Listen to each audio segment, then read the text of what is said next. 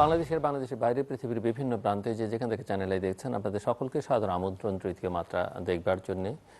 প্রিয় দর্শক, স্বাধীনতার সুবর্ণ জয়ন্তী মাস আমরা কথা বলছি, সামনে 26শে মার্চ, এবং পেছন ফিরে দেখা, বর্তমানটাকে বিশ্লেষণ করা, সামনের দিকের চ্যালেঞ্জেসগুলোকে সেটি বোঝা বা দূরে কোথায় যাবে বাংলাদেশ সেটিও বোঝার চেষ্টা আমরা এই সময়টাতে করবার চেষ্টা করছি। গত বছরটা আমাদের সকলেরই খুব খারাপ গেছে কোভিড-19-এর কারণে। এবছর ভ্যাকসিন খানিকটা আশা জাগিয়েছিল যে পরিস্থিতির হয়তো উন্নতি হবে, কিন্তু গত কয়েকদিনে পরিস্থিতি আবার খারাপ হতে শুরু করেছে। শুধু বাংলাদেশ জুড়ে নেই, গোটা বিশ্বব্যাপী এই চিত্র।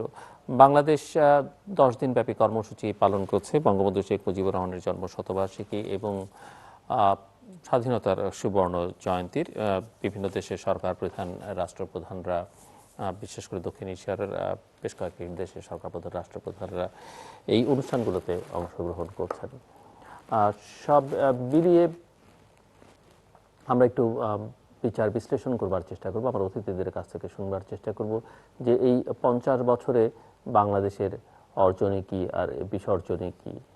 কথা বলবার জন্য আমার সঙ্গে ঢাকার মোহাম্মদপুরের বাসা থেকে যুক্ত হচ্ছেন সুশাসনের জন্য নাগরিক সুজনের প্রতিষ্ঠাতা সম্পাদক ডক্টর বদিউল আলম মজুমদার, এবং আমার সঙ্গে স্টুডিওতে রয়েছেন চট্টগ্রাম সিটি কর্পোরেশনের প্রাক্তন মেয়র এবং সাবেক সংসদ সদস্য মাহমুদুল ইসলাম চৌধুরী।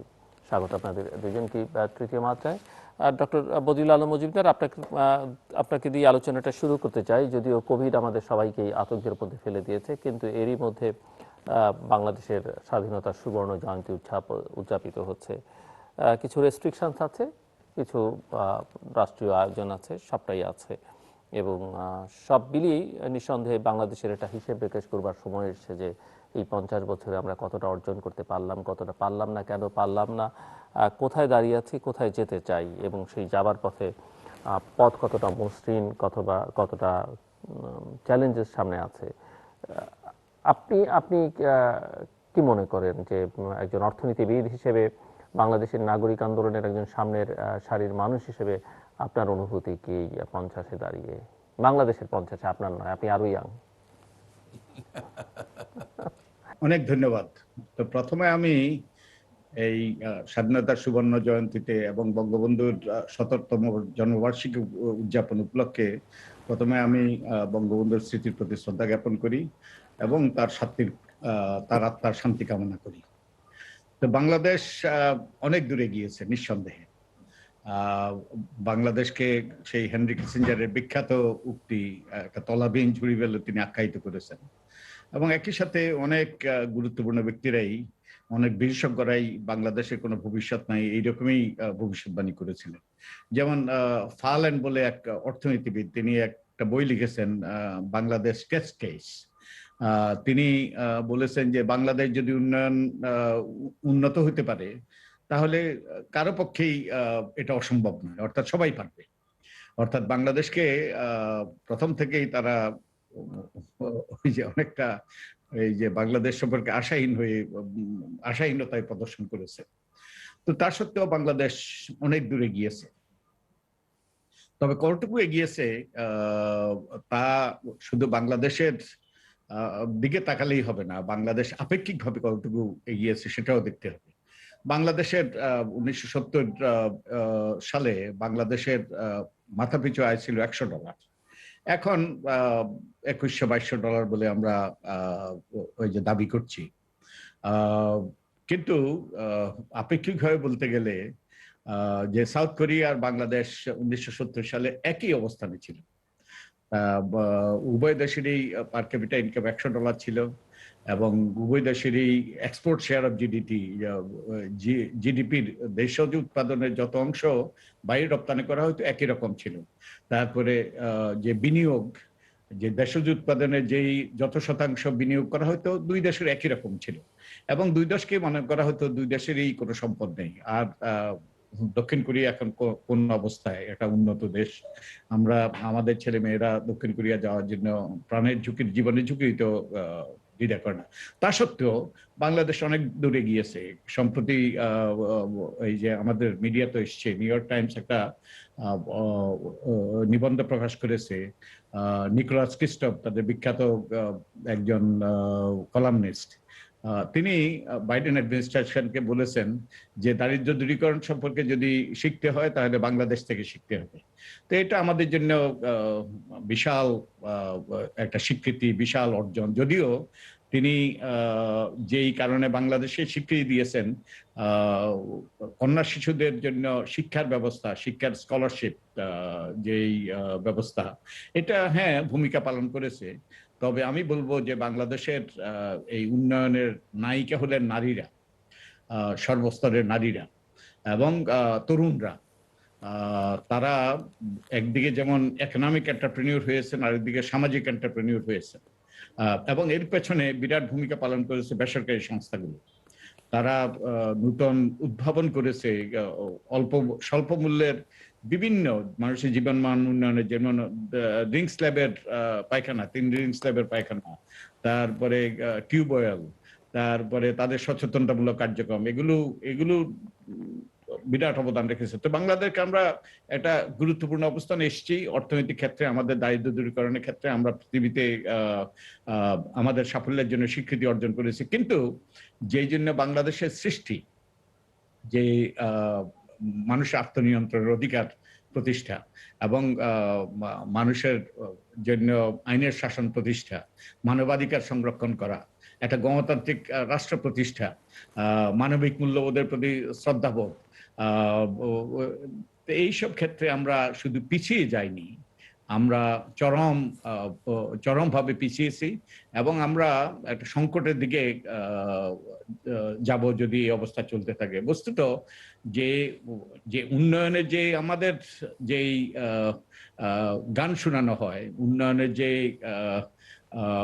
ব্যাপারে যে বিরাট আমরা এই যে ক্ষমতাসীনদের পক্ষ থেকে জয়গান গাওয়া হয়, হ্যাঁ আমরা দারিদ্র্য দূরীকরণের ক্ষেত্রে অনেক দূরে গিয়েছি, কিন্তু উন্নয়ন এখানে বহুলাংশে এগিয়ে আটকা পড়েছে অবকাঠামো উন্নয়নে, দৃশ্যমান উন্নয়নে, যেখানে অর্থকড়ি ব্যয় হয়।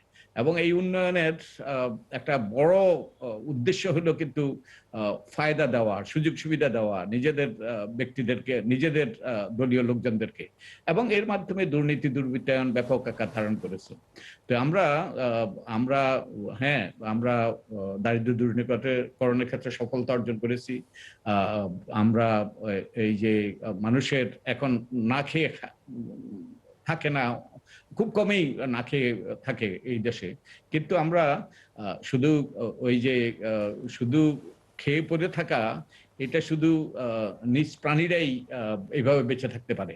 মানুষের জন্য আরো কতগুলো অধিকার, সেই মানবাধিকার, ব্যক্তি স্বাধীনতা, গোপনীয় ওই যে বাক স্বাধীনতা এবং গণতান্ত্রিক অধিকার, আমাদের ভোটার অধিকার হরণ করা হয়েছে।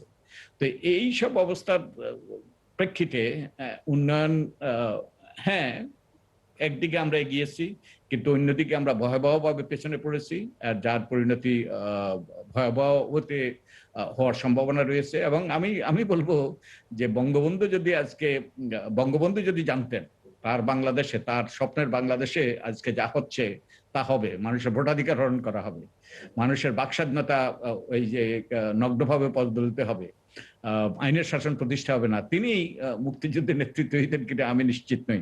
আমাদের বীর মুক্তিযোদ্ধারা যে যারা প্রাণ দিয়েছে, রক্ত দিয়েছে, তারাও সেদিন এই জীবনের ঝুঁকি নিতেন কিনা আমি নিশ্চিত নই। তো এই আমি নিশ্চিত বঙ্গবন্ধু, এই যে বঙ্গবন্ধুর আমরা ১৭তম জন্মবার্ষিকী পালন করেছি, হয়তো বঙ্গবন্ধু এই বাংলাদেশের এই অবস্থা দেখে আমরা হয়তোবা কবরে নড়ে চড়ে উঠেছেন, আমার আশঙ্কা। আমার সৌভাগ্য হয়েছিল বঙ্গবন্ধুর সাথে, বঙ্গবন্ধুর সহচর্যে আসার, ৬ দফা আন্দোলনে এবং ৬০ দশকের অনেক আন্দোলনে আমি যুক্ত ছিলাম, ৬৯ গণ আন্দোলন সহ। তো আমি নিশ্চিত নই তিনি এই বাংলাদেশ চেয়েছেন। তো আমরা অনেক দূর এগিয়েছি, আবার অনেক দূর পিছিয়েছি, এবং সবচেয়ে বড় কথা হলো যে ক্ষেত্রে আমরা অগ্রগতি অর্জন করেছি অর্থনৈতিক ক্ষেত্রে, এটা টিকে থাকবে না যদি না আমরা যে গণতান্ত্রিক একটা বাংলাদেশ সৃষ্টি করতে পারি, সুশাসন নিশ্চিত করতে পারি, মানুষের কতগুলো মৌলিক অধিকার প্রতিষ্ঠিত করতে পারি, আইনের শাসন প্রতিষ্ঠিত করতে পারি। অনেক দেশেই কিন্তু যে স্বাধীনতা অর্জনের পর কিংবা প্রথম দিকে, উন্নয়নের প্রথম দিকে লুটপাট হয়েছে, অনেক রকম এই যে বাড়াবাড়ি হয়েছে, কিন্তু সেখানে আইনের শাসন প্রতিষ্ঠিত হয়েছে, কতগুলো মৌলিক মানবাধিকার নিশ্চিত হয়েছে, সেখানে সুশাসন নিশ্চিত হয়েছে, যার ফলে কিন্তু এগুলো টিকে আছে। তো আমাদের দেশে টিকে থাকবে কিনা আমি নিশ্চিত নই। জি, শুনবো আর কথা আপনার কাছ থেকে মিস্টার মাহমুদুল ইসলাম চৌধুরী। একজন রাজনীতিকই নন, শুধু আপনি বাংলাদেশের অর্থনীতির সঙ্গেও নিবিড়ভাবে সম্পর্কিত ব্যবসায়ী নেতা। সো আপনার কাছ থেকে শুনতে চাই। জি, আসসালামু আলাইকুম। আপনাকে সহ দর্শক সকলকে ধন্যবাদ এবং সালাম জানাচ্ছি। আজকে এমন একটা অবস্থায় আমরা আলোচনা করছি যখন বাংলাদেশ বঙ্গবন্ধু জন্ম শতবার্ষিকী তথা 50 বছরের পূর্তি পালন করছে। তো এই সুযোগে আপনার এই অনুষ্ঠানের মাধ্যমে বঙ্গবন্ধুর সাথে আমার একটা ঘটনা আজকে আমি বলতে চাই, যদি আপনি এগ্রি করেন। সেটা হচ্ছে 1970 যখন বঙ্গবন্ধু নির্বাচনে যাবেন, তখন উনি চিটাগাং গেলেন। চিটাগাংয়ে উনি কর্মী সভা করলেন মুসলিম হলে। সেখান থেকে উনি চলে গেলেন কক্সবাজার থাকলেন, সেখানে মিটিং করলেন। আসার পথে পটিয়া নামক জায়গাতে একটা ডেমনস্ট্রেশন দিল যে আওয়ামী লীগের পার্লামেন্টারি বোর্ডে জহুর আহমদ চৌধুরীকে আমরা পার্লামেন্টারি বোর্ডে মামলা দেখতে চাই। এখন আমরা তখন ছাত্র লীগের যারা আমরা নেতা কর্মী ছিলাম, কেউ চট্টগ্রাম মহানগর কমিটিটা ছিল জহুর আহমদ চৌধুরীর পক্ষে, জেলা ছাত্রলীগটা ছিল এম এ আজিজের পক্ষে। তো এখন এই ডেমনস্ট্রেশনের পরে সন্ধ্যায় আমি চিটাগং কলেজের হোস্টেলে থাকি, আমি তখন ডিগ্রি পড়ি। আমার রুমে আসলো এম এ হান্নান সাহেব তখন চট্টগ্রাম জেলা আওয়ামী লীগের সাংগঠনিক সম্পাদক। উনি এসে আমাকে বললেন, মাহমুদুল ইসলাম, এখন তো একটা সমস্যা হয়ে গেছে। কি সমস্যা? যে বঙ্গবন্ধু মনে করবেন চট্টগ্রামে মনে হয় সব জোড়া বছরের ফলোয়ার, এখানে এম হাজির কোনো ফলোয়ার নাই। কেন? পটিয়াতে শেষ হয়েছে, জোড়া বছরকে পার্লামেন্টারি বোর্ডে দেখতে চাই। তখনও কিন্তু আওয়ামী লীগের পার্লামেন্টারি বোর্ড গঠন করা হয় নাই, নমিনেশন বোর্ড গঠন করা হয় নাই। তারপরে আমার কাজ কি বলে, তোমাকে কালকে সকালে বঙ্গবন্ধু সন্দ্বীপ যাবেন, সন্দ্বীপ থেকে হাতিয়া হয়ে চলে যাবেন। উনি যখন স্টিমার ঘাটে যাবেন তখন একটা ডেমনস্ট্রেশন দিতে হবে, এই যে এমএসকে আমরা চট্টগ্রাম থেকে চাই। তো আমি তখন হোস্টেলে ছাত্রদেরকে অর্গানাইজ করে যে নিয়ে যাব, রাত্রে তখন প্রায় 9টা বাজে। তো 4টা বাস ঠিক করলাম। ইনসিডেন্টালি চিড়িয়াখানা হোস্টেলের পাশে কিন্তু একটা বাসের কালুঘাট বাসের ডিপোটা ছিল।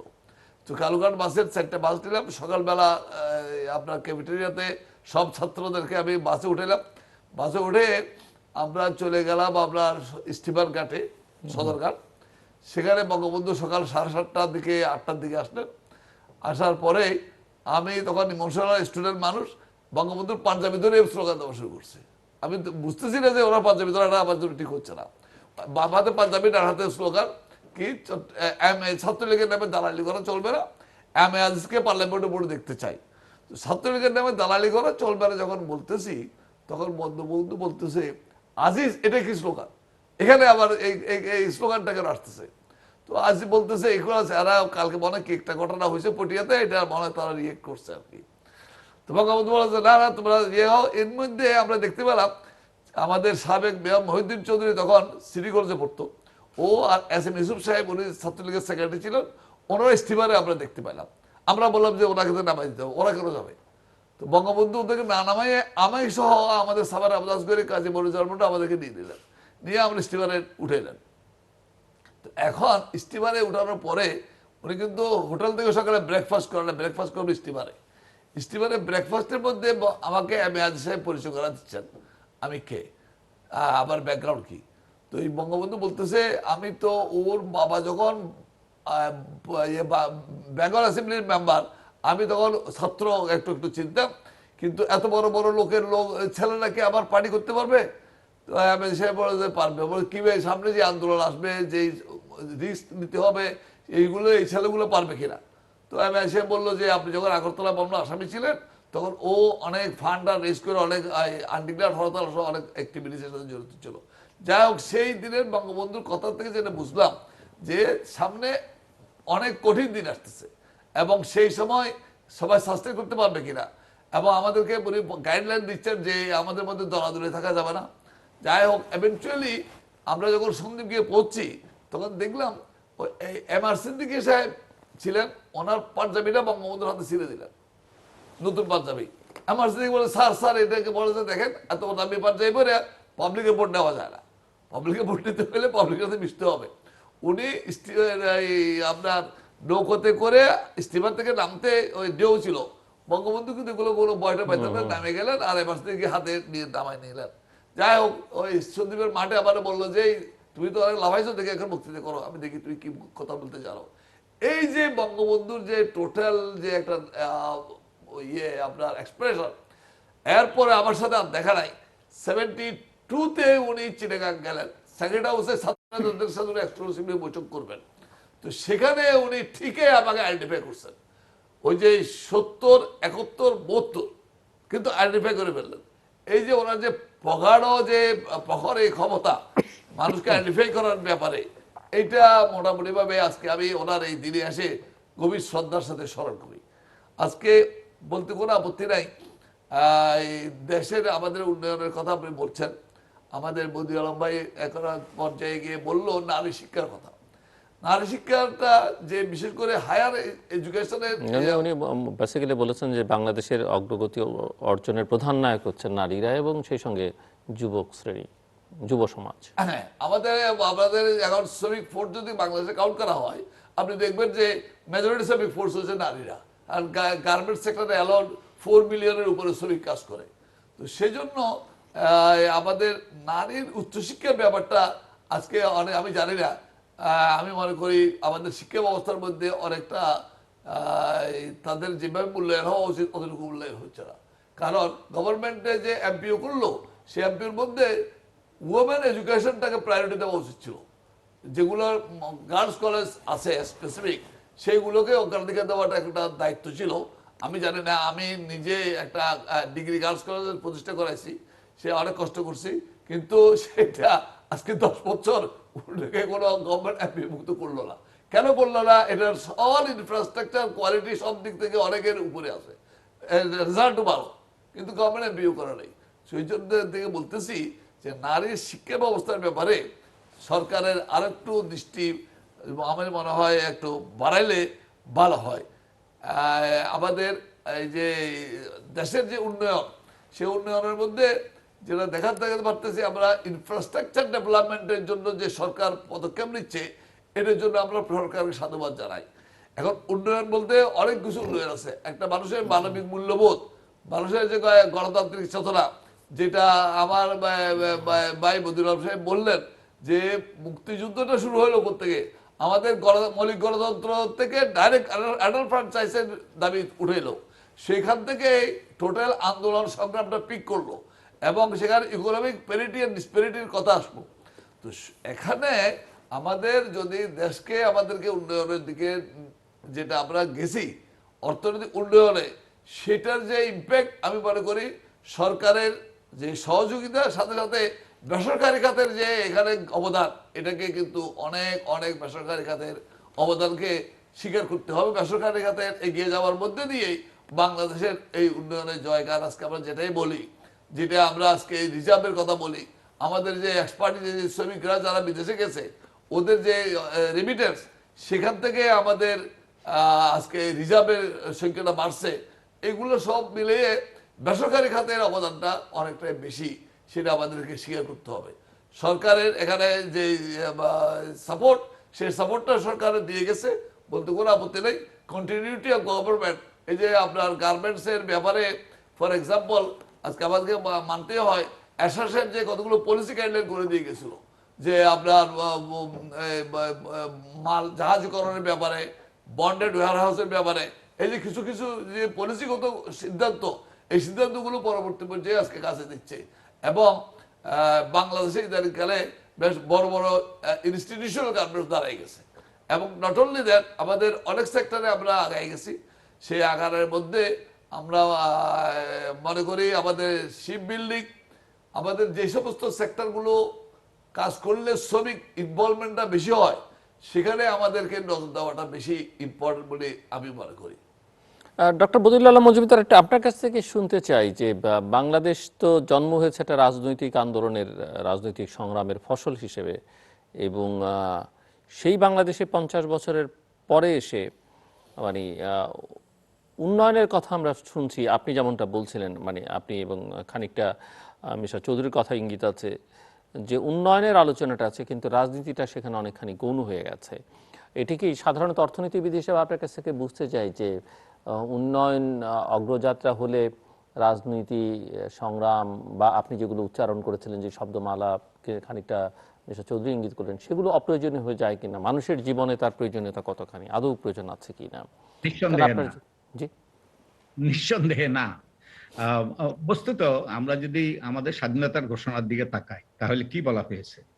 আহ, আমাদের আহ, আমাদের রাষ্ট্রের অন্যতম মূল লক্ষ্য হইবে গণতান্ত্রিক পদ্ধতিতে এমন এক শোষণমুক্ত সমাজতান্ত্রিক সমাজের প্রতিষ্ঠা, যেখানে সকল নাগরিকের জন্য আইনের শাসন, মৌলিক মানবাধিকার এবং রাজনৈতিক, অর্থনৈতিক ও সামাজিক সাম্য, স্বাধীনতা ও সুবিচার নিশ্চিত হইবে।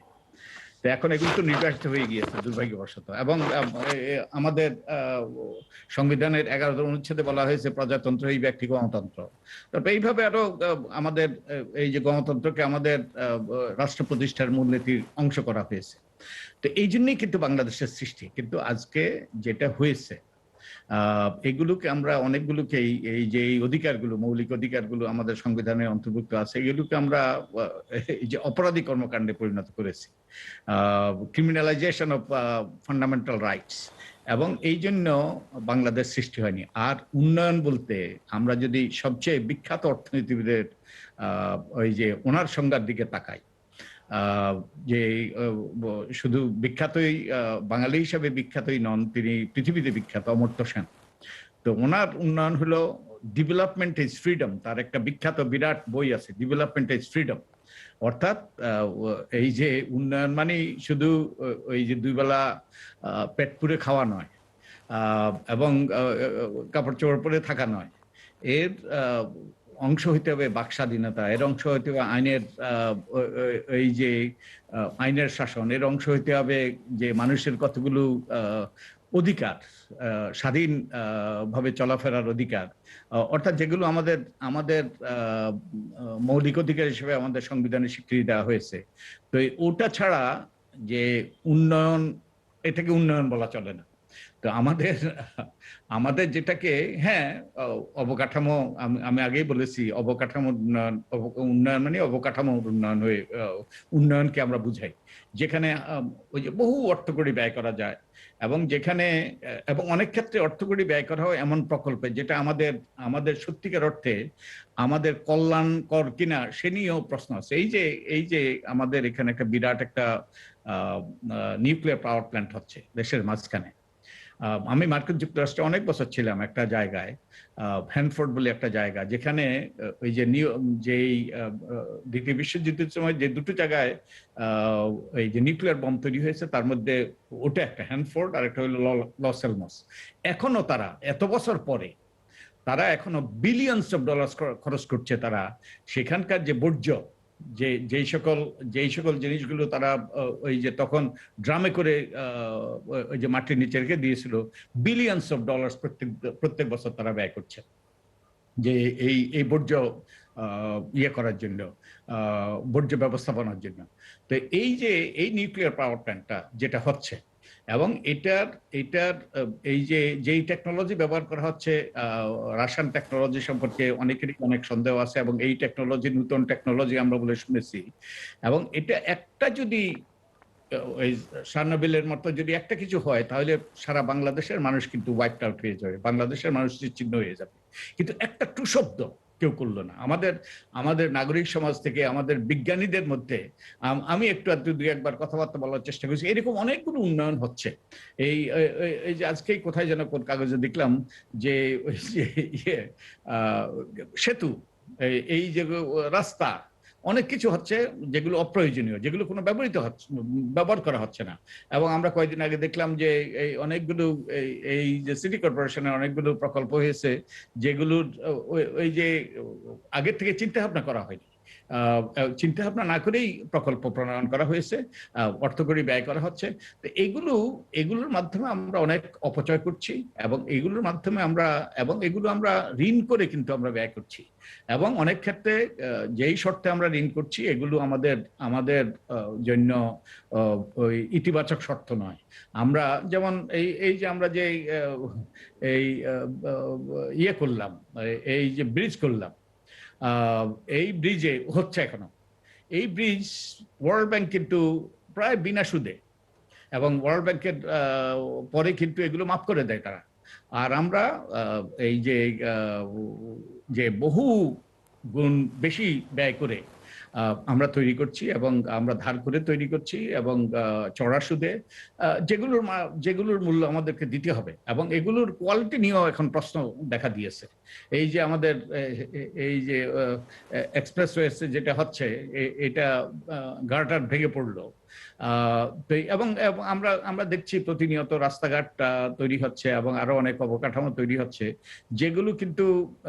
যেগুলোর ওই যে মান নিয়ে অনেক প্রশ্ন। এবং শুধু তাই নয়, এই যে আমাদের এই ব্যয় নিয়ে, যে আমাদের রেল লাইন তৈরি হয়, আমাদের রাস্তাঘাট তৈরি হয়, আমাদের যে কিলোমিটার প্রতি ব্যয়ের হার এই যে আশেপাশে সব দেশের থেকে বেশি, অনেক বেশি।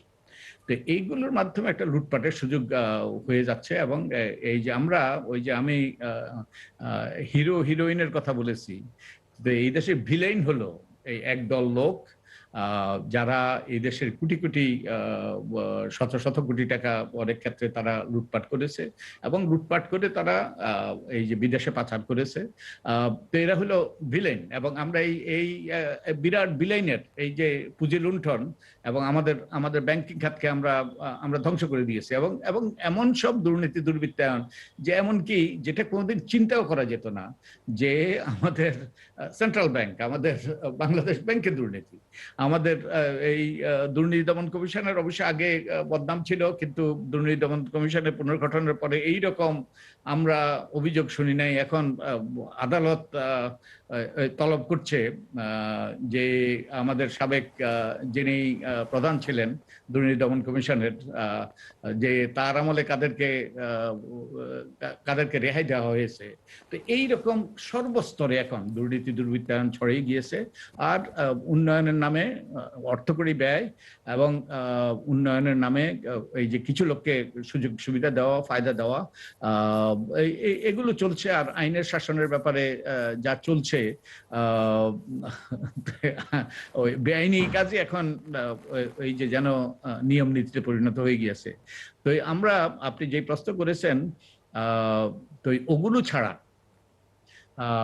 যে ওই সকল স্বাধীনতা ছাড়া, বাক স্বাধীনতা থেকে শুরু করে আমাদের মৌলিক অধিকারগুলো ছাড়া, আমাদের গণতান্ত্রিক অধিকার ছাড়া, ভোটের অধিকার ছাড়া, এই যে অর্থনৈতিক উন্নয়ন, ওই যে ইনফ্যাক্ট আমি যদি একটা ওই যে অ্যানালজি, একটা উদাহরণ দেই, এই যে আমাদের ওই যে মূল কারাগারটা খালি হয়েছে, আমাদের যদি একদল লোককে যদি সেখানে কারাগারে নিয়ে ওই যে ফটকটা আটকিয়ে দিয়ে, যে আমাদেরকে সব রকম সুযোগ সুবিধা দেওয়া হয়, আমরা সবকিছু করতে পারবো, কিন্তু বেরোতে পারবো না, আমাদের কোনো কারোর সাথে যোগাযোগ থাকবে না, আমাদের সব রকম সুযোগ সুবিধা দেওয়া হলো, আমাদের ইভেন পরিবার পরিজনকেও থাকতে দেওয়া হলো, আমাদের অন্ন বস্ত্র বাসস্থান সব মৌলিক চাহিদাগুলো পূরণ করা হলো, তা আমরা কতদিন থাকতে পারবো?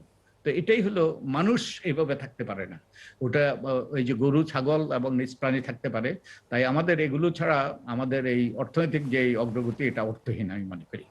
যে মাহমুদুল ইসলাম চৌধুরী, আপনি মানবিক মূল্যবোধের কথা বলছিলেন, আমি একটু আপনার কাছ থেকে বুঝতে চাই যে আমাদের অনেক কিছু হয়েছে, অনেক কিছু হয়নি, অর্থনৈতিক উন্নয়ন হয়েছে, রাজনৈতিক উন্নয়ন হয়নি, অনেক হয়তো বলবেন দেশে শনৈ শনৈ গতিতে গণতন্ত্রের উন্নয়ন হচ্ছে। আমার প্রশ্ন, আপনি মানবিক মূল্যবোধের কথা, মানবিক, সামাজিক, রাজনৈতিক, ধর্মীয়, আমি সব ধরনের মূল্যবোধের কথা বলছি। সমাজ বিশ্লেষকরা অনেকেই বলে থাকেন যে এগুলোর চরম অবক্ষয় বাংলাদেশে হয়েছে। এই অবক্ষয়ের কারণ কি? আপনি এখন এই যে রিসেন্টলি যেটা দেখবেন, আমাদের দেশে কিন্তু সবচেয়ে বড় নির্বাচন হয় ইউনিয়ন পরিষদের নির্বাচন। এটা সবচেয়ে অংশগ্রহণ বেশি।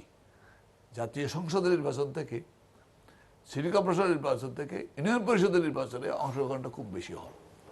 এখন বাংলাদেশে নির্বাচন ব্যবস্থা এমন অবস্থা দাঁড়িয়েছে যে বিএনপি বলতেছে আমরা ইউনিয়ন পরিষদের নির্বাচনে যাব না। এখন প্রশ্নটা দাঁড়াচ্ছে আমাদের বাংলাদেশ, আমরা ওয়ান ইউনিট গভর্নমেন্ট, আমরা কোনো ফেডারেল সিস্টেম না, যেটা ভারতে সম্ভব, সেখানে কিন্তু ফেডারেল সিস্টেম অফ গভর্নমেন্ট, যার কারণে আপনি দেখবেন পশ্চিমবঙ্গ পঞ্চায়েত নির্বাচনেও কিন্তু নমিনেশন দেওয়া হয়। আমাদের এখানে নমিনেশন দিলেই বোঝা যায় যে নৌকা পাইছে, ওসির দায়িত্ব হয়েছে তাকে জিতে হবে, নাহলে ওসি কিন্তু কি লয়াল না। এই যে একটা মানসিকতা জমে গেছে, এইটা বড় ভয়াবহ। কিন্তু আপনি এখন টোটাল আপনি যেটা বদিরাম সাহেব বললেন, কারাগার উদাহরণ দিয়ে বললেন উনি, আমি ওইভাবে যাচ্ছি না, কিন্তু যে জিনিসটা দাঁড়াইছে সেটা হচ্ছে মানুষের ডেমোক্রেসির উপরে যে একটা বিতৃষ্ণা। আপনি আজকে যদি মানে চিন্তা কি করেন, ডেমোক্রেসির উপরে বিতৃষ্ণা না রাজনীতির উপরে বিতৃষ্ণা নাকি? না, ডেমোক্রেসিহীনতার উপর ডেমোক্রেসি আমাদের দেশের যে ডেমোক্রেসিটা দেখতেছে, ওকে, আমাদের দেশে ডেমোক্রেসি মানে যে রাত্রে ভোট হয়ে যাওয়া, ডেমোক্রেসি মানে যে পুলিশে যা বলে তাই মানে নেওয়া, এটাকেই শিখবে যারা আমাদের মতো মুক্তিযুদ্ধ দেখে নাই, যারা বিভিন্ন নির্বাচন দেখে নাই। যে ছেলেটা আজকে মেট্রিক পাস করে নতুন ভোটার হচ্ছে, সে কি দেখতেছে? সে ডেমোক্রেসি মানে বল করতেছে প্রশাসন নিয়ন্ত্রণ করাটাই হচ্ছে ডেমোক্রেসি। এটা তো খুব খারাপ মেসেজ যাচ্ছে।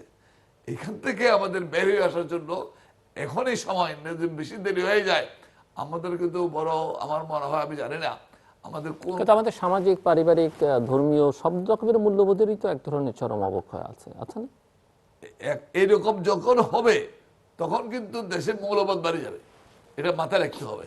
এটা পৃথিবীর দেশে দেশে দেখা গেছে যে যখনই আমি আমার ডেমোক্রেসি স্পেস পাবো না, আমি যখন আবার ভোট দেওয়ার অধিকার পাবো না, আমি যখন আবার কথা বলার স্বাধীনতা পাবো না, আমি যখন আমার ডেমনস্ট্রেশন করতে পারবো না, তখন আমি কোথায় যাব? সেই জন্য এইটা দেশের জন্য কিন্তু শুভ লক্ষণ নয়। সেক্ষেত্রে আজকে আপনি দেখেন কি হচ্ছে, আপনার আমাদের যে ডেমোক্রেটিক সিস্টেমের মধ্যে বা এই নির্বাচন সিস্টেমের মধ্যে পার্লামেন্টকে যদি আমি একটা প্লেন মনে করি, লোকাল গভর্নমেন্টকে ধরতে হবে আমার এয়ারপোর্ট, কারণ প্লেনটা ল্যান্ড করার জন্য এয়ারপোর্ট দরকার। এয়ারপোর্ট যদি প্রপারলি না থাকে, ওই প্লেন ল্যান্ড করতে পারবে না। ডেমোক্রেসি মানে শুধু পার্লামেন্ট ইলেকশন না, লোকাল গভর্নমেন্টকে নিয়ে কিন্তু ডেমোক্রেসি। আজকে সেখানে লোকাল গভর্নমেন্টের কোনো রকমের অস্তিত্বই নাই। লোকাল গভর্নমেন্ট মানে হচ্ছে যে যত বেশি লয়াল টু দি প্রশাসন, সে লোকাল গভর্নমেন্টের লিডার হয়ে বসে অন্যান্য মানুষের উপর অত্যাচার চালায়। এই যদি অবস্থা দাঁড়ায়, আজকে আপনি চিন্তা করেন কলকাতাতে ইলেকশন হয়, কলকাতা ইলেকশনের মধ্যে সিটি কর্পোরেশন ইলেকশন যে কলকাতা নগর সরকার, সেখানে কিন্তু ওই পাবলিক ভোট দেয় না, সেখানে কাউন্সিলররা অ্যামাং দি কাউন্সিলর একজনকে মেয়র বানায়, সেখানে কিন্তু পাবলিক ডাইরেক্টলি ইলেক্টেড নেয় মেয়র।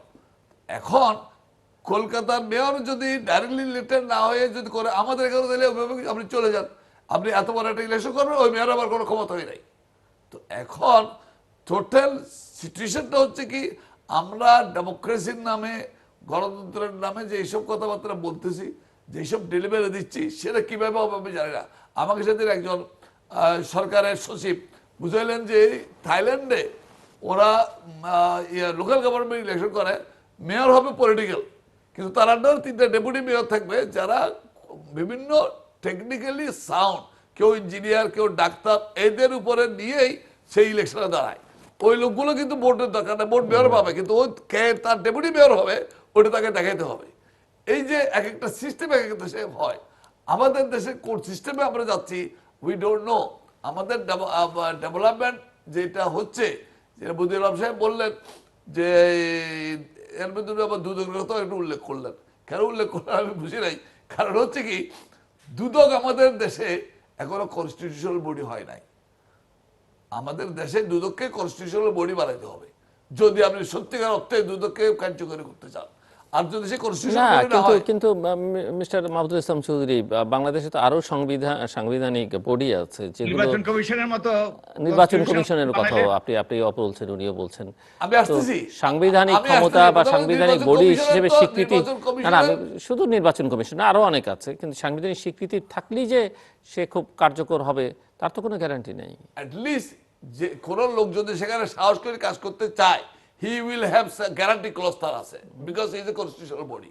সেই যদি কনস্টিটিউশনাল বডি হয়ে যদি সে ব্যক্তি যদি খারাপ হয় সেটা আরেক কথা, কিন্তু একটা ব্যক্তি করতে চায় কিন্তু সে ভয় পাচ্ছে, তখন তার জন্য সমস্যা হয়। মানে আমরা তো বরং দেখি অনেক কনস্টিটিউশনাল বডিতে কেউ ঢুকলে তারপরে চিন্তা করে যে আমি এখান থেকে বেরিয়ে গেলে আমার কি কি সুযোগ সুবিধা পাওয়া যাবে, সেগুলো নিয়ে তারা এখন খোলামেলা কথাবার্তা বলেন। এটা এটা তো এখন সবাই পাওয়ার প্রাপ্তি নিয়ে ব্যস্ত। আমি কি পাচ্ছি আমি কি পাচ্ছি না, এই প্রাপ্তি নিয়েই সবাই হিয়াবার মধ্যে রয়ে গেছে।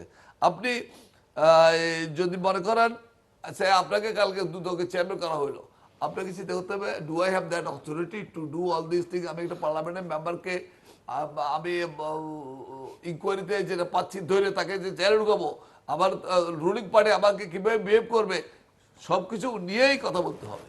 এখন আপনার উনি বদিউল আলম সাহেব বলছেন যে ডেভেলপমেন্টের যেটা হচ্ছে সেখানে 10 টাকার জিনিসের দাম কিন্তু 50 টাকা দিয়ে আমরা কিনতেছি, সেটা লোন মানুষের মাথার উপর আসতেছে।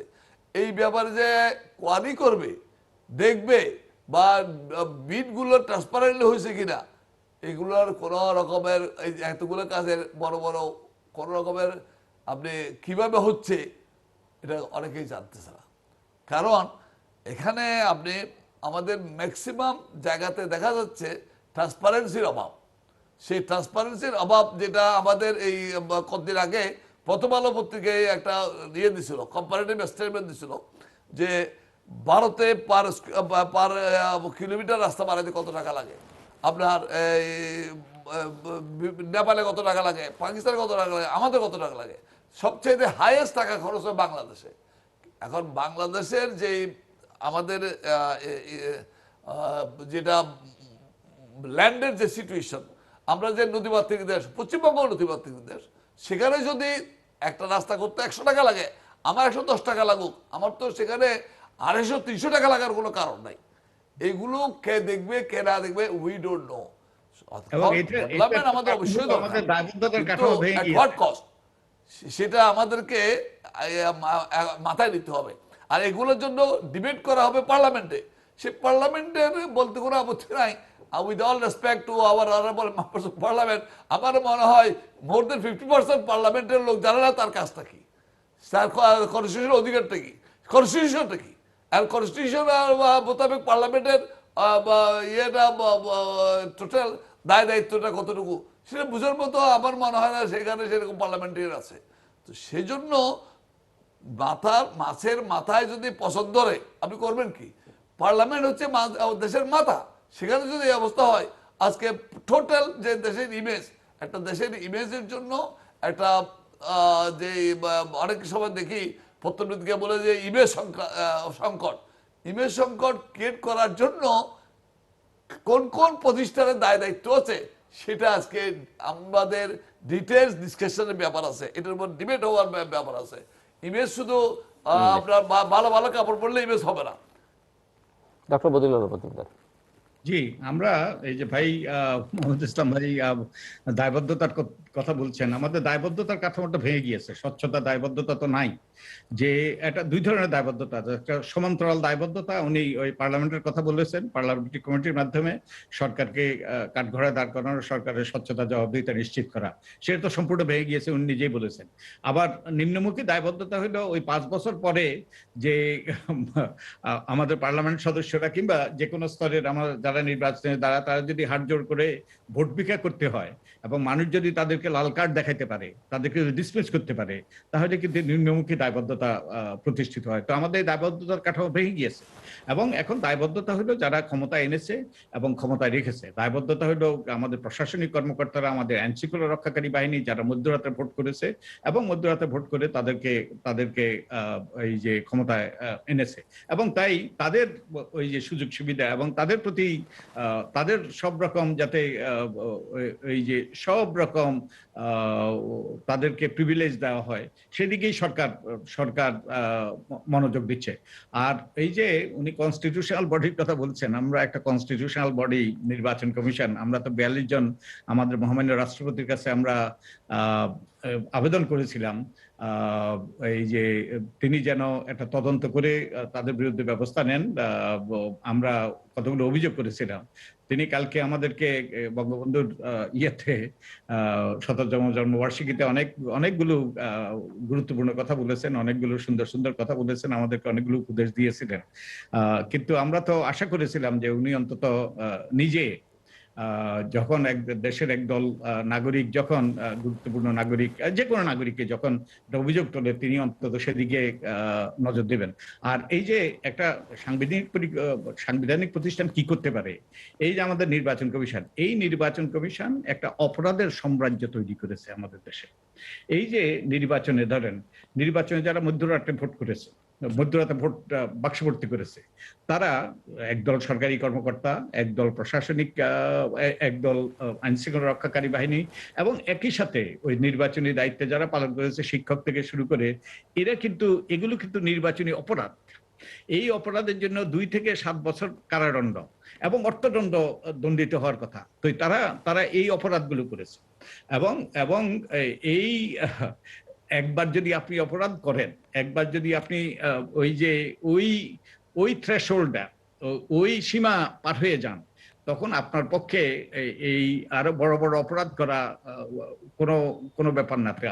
আমাদের যেটা হয়েছে, এই যে একটা অপরাধী সাম্রাজ্যে আমরা আমাদের এই বহু হাজার হাজার লক্ষ লক্ষ লোককে আমরা অপরাধী বানিয়ে ফেলেছি। এবং এই একটা প্রতিষ্ঠানের কারণে তারা তাদের দায়িত্ব পালন করে নাই, এবং তাদের ওই আশকারাতেই এবং তাদের পৃষ্ঠপোষকতায় এই মধ্যরাতে ভোট হয়েছে। আপনার চট্টগ্রাম সিটি কর্পোরেশনে কি হলো?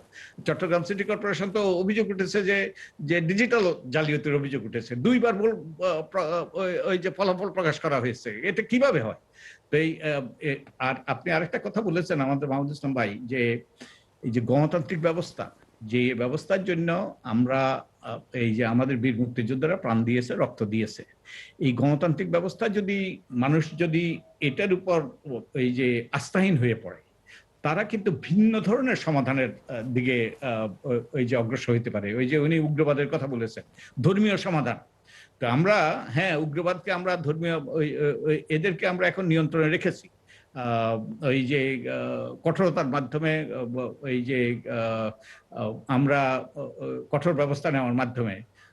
কিন্তু যে মানুষ যখন হতাশ হয়, নিরাশ হয়, আশাহত হয়, তখন কিন্তু তারা ভিন্ন দিকে ধাবিত হইতে পারে, বিপদগামী হইতে পারে। এবং আরেকটা যে জিনিস, আমাদের যে দমন-পীড়ন হচ্ছে, রাজনৈতিক দমন-পীড়ন, এই যে এর মাধ্যমে কি হচ্ছে, আমাদের যে দুটো প্রধান দল আওয়ামী লীগ এবং বিএনপি, আওয়ামী লীগ এবং বিএনপিকে, ওই যে বিএনপিকে একটু রাইট, আওয়ামী লীগের থেকে একটু ডানপন্থী ধরা হতো, এবং আওয়ামী লীগ একটু বিএনপির তুলনায় বামপন্থী। কিন্তু এখন যখন দমন-পীড়নের মাধ্যমে হাজার হাজার মামলা, হাজার হাজার ব্যক্তি গ্রেপ্তার, এগুলোর মাধ্যমে কি হচ্ছে, এগুলোর মাধ্যমে তারা কিন্তু এই যে একদিকে বিএনপি একটা কি বলে, একটা ওই যে কোমর ভাঙা দলে পরিণত হয়েছে, এবং এটার একটা বড় কারণ হলো তাদের নেতৃত্বের ব্যর্থতা এবং তাদের পরিবারতন্ত্র যে তাদের উপর জেঁকে বসেছে।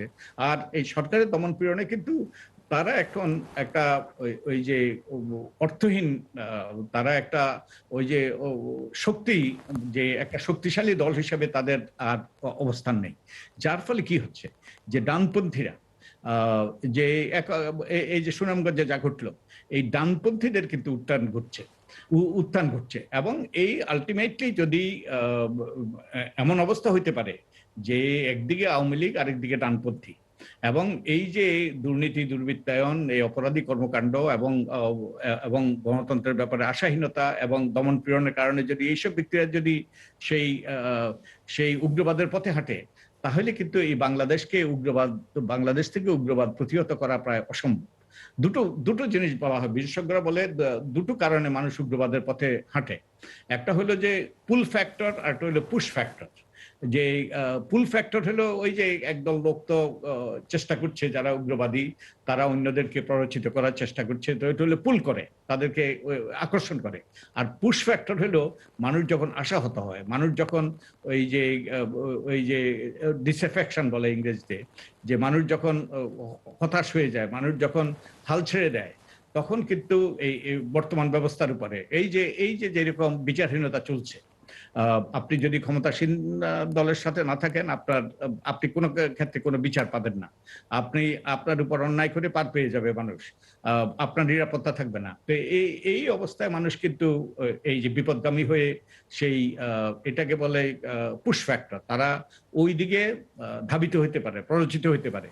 তো এর মাধ্যমে আমরা কিন্তু একটা উগ্রবাদী রাষ্ট্রে পরিণত হতে পারি। আরেকটা কথা হলো যে নির্বাচন হলো শান্তিপূর্ণভাবে, নিয়মতান্ত্রিকভাবে, সাংবিধানিকভাবে ক্ষমতা বদলের পথ। এই পথ যখন রুদ্ধ হয়ে যায়, নির্বাচন যখন হয় না, কিংবা সুষ্ঠু নিরপেক্ষ নির্বাচন যখন হয় না, তখন কিন্তু শান্তিপূর্ণভাবে ক্ষমতা বদলের পথ রুদ্ধ হয়ে যায়। তখন কিন্তু অসাংবিধানিকভাবে এবং এই যে অশান্তভাবে, সহিংসভাবে ক্ষমতা বদলের পথ উন্মুক্ত হয়। তো এটা কারোর জন্যই কল্যাণ বয়ে আনবে না। যারা ক্ষমতায় আছে তাদের জন্য কল্যাণ বয়ে আনবে না, আমাদের কারোর জন্যই। আমরা নিরাপদ নই। তো আমরা এক অনিশ্চিত ভবিষ্যতের দিকে ধাবিত হইতে পারি আমরা যেই পথে চলছি। আমরা যদি এর থেকে এখন আমরা যদি এই উত্তরণ ঘটাইতে না পারি, আমরা যদি গণতান্ত্রিক ব্যবস্থাকে ওই যে আমরা যে ওই যে বিখ্যাত রেল লাইন ছুতো হয়ে যে আমাদের গণতান্ত্রিক ব্যবস্থা, এটাকে যদি আবার রেল লাইনে তুলে এটাকে গতিশীল করতে না পারি, আমরা কিন্তু মহাবিপদের দিকে ধাবিত হইতে পারি। তো এটা আমার আশঙ্কা, যার ফলে যত উন্নয়ন, যত অগ্রগতি, যত ওই যে পার ক্যাপিটা ইনকাম, মাথাপিছু আয়, আমাদের অগ্রগতি হয়েছে, যদিও সাউথ কোরিয়ার তুলনায়, অন্যান্য দেশের তুলনায় আমরা ও তার ধারে কাছেও যেতে পারি নাই। কিন্তু এটাও আমরা টেকসই হবে কিনা সে নিয়ে আমার শঙ্কা। জি, আমাদের সংবিধানের ৮ ধারায় বলা আছে দেশের মালিক জনগণ। এখন এই জনগণ দেশের মালিক জনগণ, দেশের মালিক জনগণ যদি হয়, সেই জনগণকে আমাকে কনফিডেন্সে না নিয়ে যদি আমি কোনো কাজ করি, সেই কাজের স্থায়িত্বতা, সেই কাজের গ্রহণযোগ্যতা, সেই কাজের মূল্যায়ন সব কিছু কোয়েশ্চেনেবল হয়। এখন গুড আর ব্যাড আপনি স্বীকৃত এটা যে আমাদের নির্বাচনী ব্যবস্থাটা ভেঙে পড়েছে এটা, এবং জনগণের কাছে এই নির্বাচনী ব্যবস্থা কোনো গ্রহণযোগ্যতাই নাই। তো এখন গ্রামে গঞ্জে বা বিভিন্ন শহরে, নগরে, বন্দরে মানে এমন একটা নীরব ছানাবাজি চলতেছে যেটা কোনো বলার অপেক্ষা রাখে না। প্রত্যেকের আপনার বাঘ দিয়ে আপনাকে থাকতে হবে। আপনি এবার আপনি ঘর ভাড়া দিচ্ছেন, দোকান ভাড়া দিচ্ছেন, ওখান থেকে আপনাকে টাকা ট্যাক্স দিতে হয়। এই যে অবস্থা এখন আসছে, আপনি ফুটপাতে যে আপনার হকারদের যে দোকান, সেই দোকানগুলোতে নিশ্চয়ই আপনি বুঝতেছেন যে সেই এদের টাকাগুলো, ভাড়াগুলো কে নিচ্ছে। এন্টায়ার সিস্টেম আজকে কোয়েশ্চনের এমনভাবে দাঁড়াইছে যে এগুলো কফিয়ত চাওয়ার, জিজ্ঞেস করার কোনো রকমের অথরিটি করা আছে বলে আমাদের মনে হয় না। আমি আপনাকে একটা উদাহরণ বলি। সেদিন দেখলাম ঢাকা কোর্টের নতুন বিল্ডিং উদ্বোধন করেছে গভর্নমেন্ট। এখন কোর্ট বিল্ডিং, সেখানে হচ্ছে বিচার ব্যবস্থা, 10তলা বিল্ডিং, কার পার্কিং নেই। এটা রাজুক প্ল্যানটা অনুমোদন করে কেমনে, গণপূর্ত বিভাগ এই বিল্ডিং অ্যাপ্রুভ করে কেমনে, এটা আপনি জিজ্ঞেস করবেন কাকে? কোনো কার পার্কিং নাই। আপনি লোক চলাফেরা করার কোনো স্কোপ সেখানে নাই। আপনি ডিসেন্ট্রালাইজেশন যতক্ষণ আপনি করবেন না, ততক্ষণ পর্যন্ত আপনার এন্টায়ার কান্ট্রির সিস্টেমের উপরে জনগণের যে ট্রান্সপারেন্ট অ্যাডমিনিস্ট্রেশন, আপনার জবাবদিহিতার শাসন, আইনের শাসন, কোনো কাজে আপনি আসবে বলে আমার মনে হয় না। আপনি ডিসেন্ট্রালাইজেশন অফ পাওয়ার হচ্ছে এখন সময়ের দাবি। আমি আপনাকে একটা ছোট উদাহরণ বলি। চট্টগ্রামে ওয়াসা এবং সিডিএ একটা জায়গায় দুজনে দাবি করতেছে, এবং মাঝখানে যে কেউ বসে এটা কোঅর্ডিনেট করে সমাধান করবে, এটা কোনো স্কোপ এখানে নাই। আপনি চট্টগ্রামে জলাবদ্ধতা হয়, জলাবদ্ধতার জন্য একদিকে গভর্নমেন্ট থেকে প্রকল্প করে টাকা নিয়ে গেছে সিডিএ, আরেকদিকে প্রকল্প করে টাকা নিয়ে গেছে পানি উন্নয়ন বোর্ড। এখন কাজটা একই, সিডিএ কাজ শুরু করছে, এখন পানি উন্নয়ন বোর্ড কাজ শুরু দেরি হয়েছে, এখন এই প্রকল্প তারা কি করবে? টাকা ফেরত দিতে হচ্ছে। এই যে টোটাল মোটামুটিভাবে এখন এমন একটা অবস্থা দাঁড়াইছে যে কে কোথায় কি করতেছে কেউ কোনো রকমের হিসেব কিতাব চাওয়া, জিজ্ঞেস করা, সব মানে একটা ভয়ে কম্পমান অবস্থা দেশের মধ্যে আছে। এই অবস্থাটা দেশের জন্য কোনো অবস্থাতে সহায়ক পরিবেশ সৃষ্টি করে না। আজকে আমরা উন্নয়ন করতেছি, উন্নয়নের জন্য অনেক কথা আমাদের কাছে আসবে, অনেক কথা আমরা শুনবো, সেই সেটা যেমন আমাদের জন্য কল্যাণকর, ভালো, আমাদের উন্নয়ন হওয়াটা দরকার, আমাদের কমিউনিকেশনের জন্য আমাদের ইনফ্রাস্ট্রাকচার নেটওয়ার্ক যেভাবে আগাচ্ছে, আমরা এটার জন্য সরকারকে ধন্যবাদ জানাই। কিন্তু কোন সরকার? এটা কি জনগণের জন্য সরকার? এটা কি জনগণ কর্তৃক নির্বাচিত সরকার? সেটা আজকে বিতর্কের বিষয়। সেটা আমার মনে হয় যারা সরকার চালায় তারাও বুঝতেছে।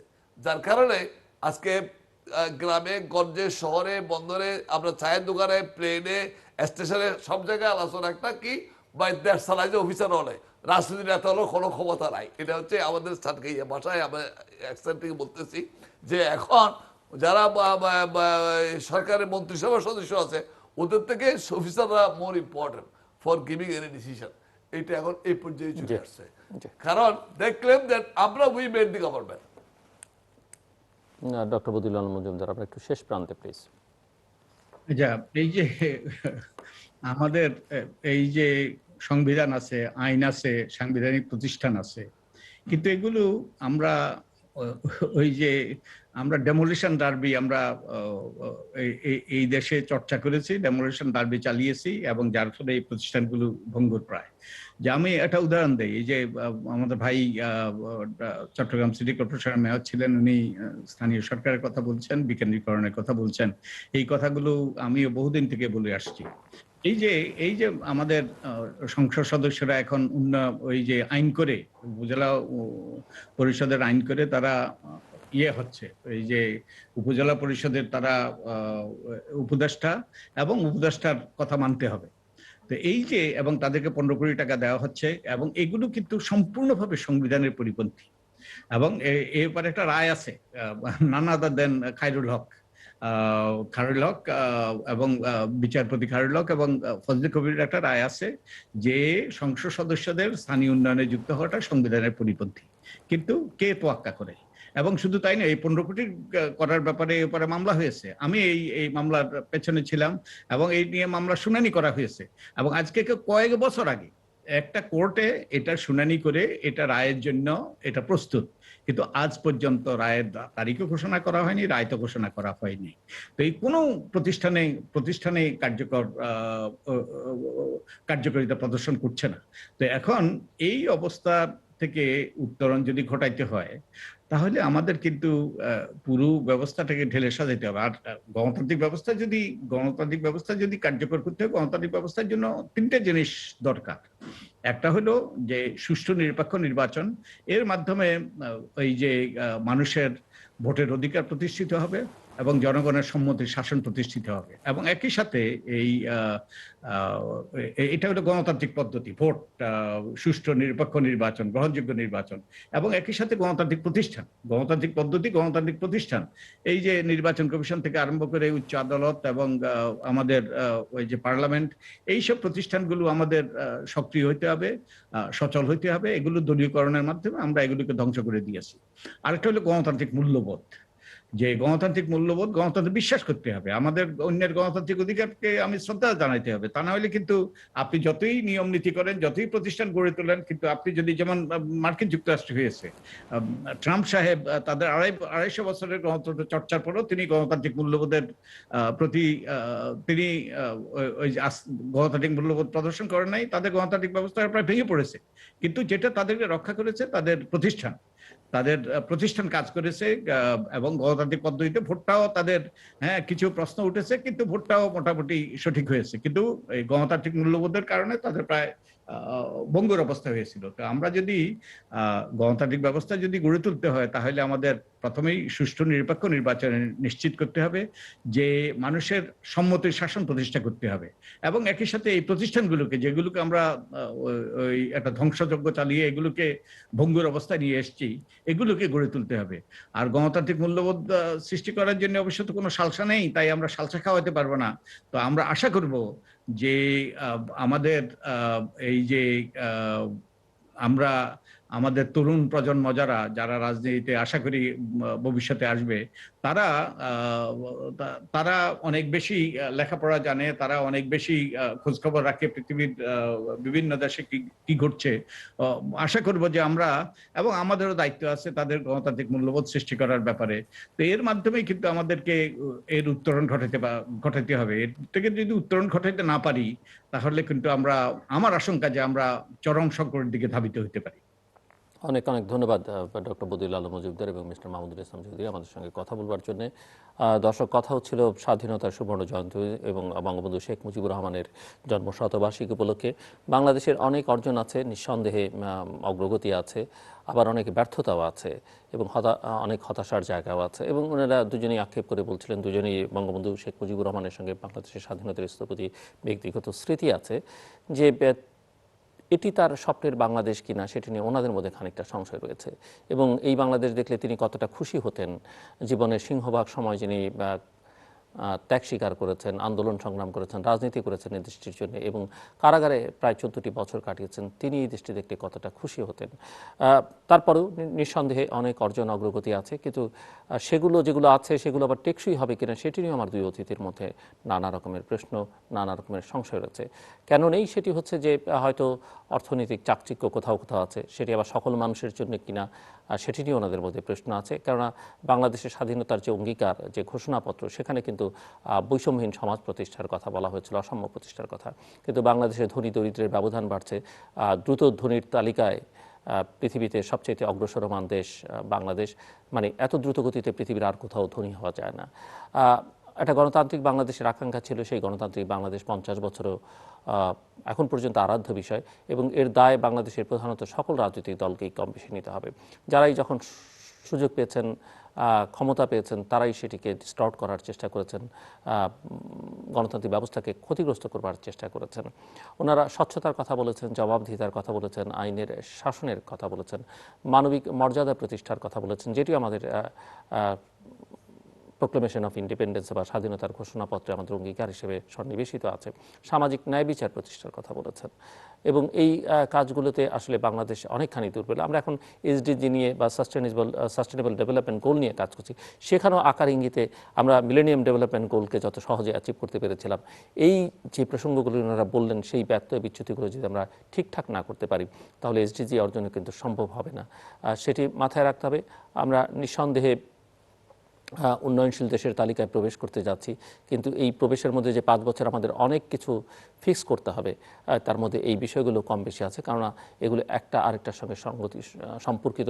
এটি আমাদের রাজনৈতিক নেতাদের মাথায় রাখতে হবে। বিকেন্দ্রীকরণের কথা বলেছেন, যেটি অত্যন্ত গুরুত্বপূর্ণ। ওনারা স্থানীয় সরকার ব্যবস্থাকে শক্তিশালী করবার কথা বলেছেন, সেই সঙ্গে নির্বাচনী ব্যবস্থা, সাংবিধানিক প্রতিষ্ঠানগুলোকে শক্তিশালী করবার কথা বলেছেন এবং সেই সঙ্গে সাংবিধানিক প্রতিষ্ঠানগুলোতে যারা যাবেন তাদেরও আবার মানসিকভাবে মানসিক দৃঢ়তা, ব্যক্তিত্ব, চারিত্রিক দৃঢ়তা, এগুলো খুবই প্রয়োজনীয় বাংলাদেশে। যে কারণে আমি প্রশ্ন আমার অতিথিদের কাছে রেখেছিলাম যে মূল্যবোধের কথা আমরা বলি বটে, কিন্তু কোন মূল্যবোধটি আমাদের এখানে ঠিক আছে? সেটি মানবিক, সামাজিক, রাজনৈতিক, পারিবারিক সকল মূল্যবোধেরই এখানে অবক্ষয় হয়েছে এবং এই নৈতিক অবক্ষয় থেকে বাংলাদেশকে আসলে ঘুরে দাঁড়াতে হবে সর্বাগ্রে। দর্শক, আমাদের সঙ্গে থাকবার জন্য অসংখ্য ধন্যবাদ। আপনাদের সবার জন্য শুভকামনা।